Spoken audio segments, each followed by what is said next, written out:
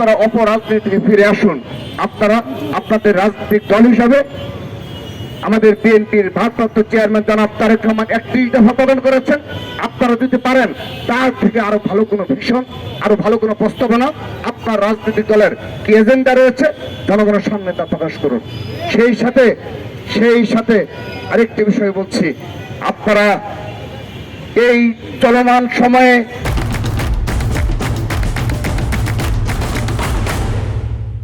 উসমান হাদি যখন মৃত্যুর সাথে পাঞ্জা লড়ছে, যখন আমরা কায়মনোবাকে দোয়া করছি, আমরা প্রতিবাদ জানাচ্ছি, ঠিক সেই সময় খোলা পানিতে একটি বিশেষ গোষ্ঠী মাছ শিকারের প্রচেষ্টায় লিপ্ত ছিল। তারা বিচার চায়নি। তারা, আমি স্পষ্টভাবে বলছি, এই ডাকসুর কিছু নেতৃবৃন্দ, এই রাকসুর কিছু নেতৃবৃন্দ, এমনকি দেখা গেল যে জাহাঙ্গীরনগর বিশ্ববিদ্যালয়ের ছাত্র শিবিরের নেতৃবৃন্দ, চট্টগ্রাম বিশ্ববিদ্যালয়ের ছাত্র শিবিরের নেতৃবৃন্দ, তারা প্রতিটি দিন এক এক জন প্ল্যান ওয়াইজ তারা প্রপাগান্ডা ছড়িয়েছে। সর্বশেষ গতকাল শহীদ উসমান হাদির কবর নিয়ে তারা এখানে প্রপাগান্ডা চালালো।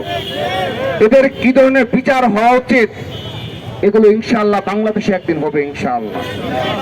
আপনারা দেখেছেন বিদেশে কয়েকজন তাদের গুরু রয়েছে, এই বিশেষ ধর্মান্ধ গোষ্ঠীর কয়েকজন গুরু বিদেশে বসবাস করে। তাদের প্ররোচনায় প্রথম আলো এবং ডেইলি স্টারে মব ক্রিয়েট করা হয়েছে। বাংলাদেশের বিভিন্ন জেলায় হামলা চালানো হয়েছে।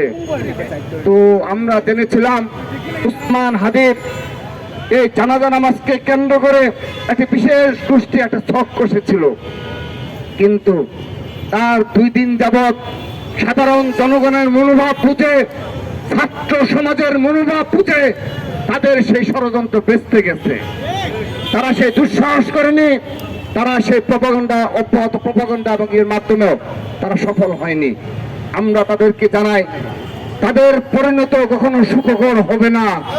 তারা বিচারের আওতায় অবশ্যই নিয়ে আসতে হবে।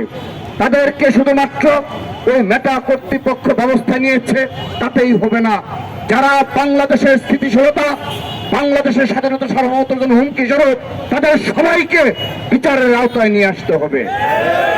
প্রিয় উপস্থিতি, যে কথাটি বলছিলাম, যে ছাত্র সংসদের মাধ্যমে যে প্রক্রিয়ায় তারা নির্বাচিত হয়ে থাকুক না কেন, এই ছাত্র সংসদের নির্বাচিত প্রতিনিধিরা তারা যেভাবে সরাসরি সোশ্যাল মিডিয়ায় মব ক্রিয়েটের সাথে জড়িত রইল, মিথ্যাচার প্রপাগান্ডার মাধ্যমে প্রকাশ্যে তারা যে ধরনের অপকর্মে লিপ্ত রয়েছে, আমি প্রশ্ন রাখতে চাই, তাহলে তারা এই একটি বিশেষ ছাত্র সংগঠন যারা প্রকাশ্য ভাবে সরাসরি মবের সাথে জড়িত, তাহলে তারা পেছনে গিয়ে তাদের কর্মীদের কি ধরনের নোংরা প্রপাগান্ডার সাথে ট্রেনিং দেওয়ায়, আমি ছাত্র সমাজকে সেই বিষয়টি ভেবে দেখার জন্য অনুরোধ জানাচ্ছি।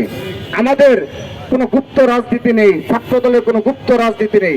যাদের গুপ্ত রাজনীতি রয়েছে তারা প্রকাশ্যে মব কালচারের সাথে জড়িত, তারা প্রকাশ্যে বিভক্তিমূলক প্রপাগান্ডা, মিথ্যাচারের রাজনীতির সাথে জড়িত, এবং উসমান হাদি এই হত্যাকাণ্ডকে কেন্দ্র করে তারা প্রতিটি ক্যাম্পাসে তার প্রমাণ দিয়েছে।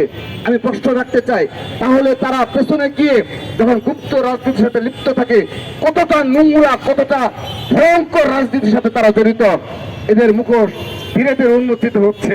আমি একটি কথা বলে আমি আমার বক্তব্য শেষ করছি। একটি সময় ছিল 5 আগস্টের পরপরই আমাদের বলা হয়েছিল 0% কন্ট্রিবিউশন, 100% সেলিব্রেশন। 142 জন নেতা কর্মী সমর্থক যে ছাত্র সংগঠনের শহীদ হয়েছে, সেই মুনাফেকরা আমাদেরকে বলেছিল 0% কন্ট্রিবিউশন। কিন্তু যত সময় অতিবাহিত হয়েছে ততই তাদের সেই মিথ্যাচার, সেই মুখোশ উন্মোচন হয়েছে। এরপর আর কখনো তারা এই ধরনের ওয়ার্ড উচ্চারণের দুঃসাহস দেখায়নি। প্রিয় উপস্থিতি, যতদিন যাচ্ছে ততদিন যারা বলেছিল ক্যাম্পাসে নাকি তারা লেজুর ভিত্তিক ছাত্র রাজনীতি চায় না, তারা বলেছিল ছাত্র রাজনীতি চায় না, অনেক ক্যাম্পাসে তারা সে মব ক্রিয়েট করেছে।